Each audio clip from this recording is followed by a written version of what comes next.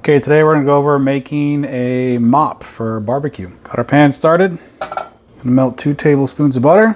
To this, we're gonna add about a half cup of apple juice. You don't need a whole lot here. This is just a mop. This is just enough to put on whatever you're putting on. Pork, chicken, beef, whatever. Teeny tiny bit of salt, not much.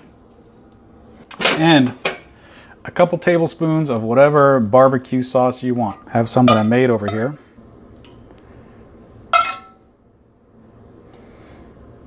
We're gonna let this heat up. Gonna let everything meld together. Then we will be good to go. And again, this is really just something to, keep whatever you're cooking for a long haul moist. And while you're doing that, giving it a little bit of more flavor. But you don't want to add too many things like garlic or other stuff like that, because really as this evaporates, it's gonna, concentrate on your food. So if you add stuff like garlic and things like that, it's gonna really concentrate that flavor. So if you want that, go for it. If you're looking just to keep your stuff moist, don't. Okay, that's going. Woo!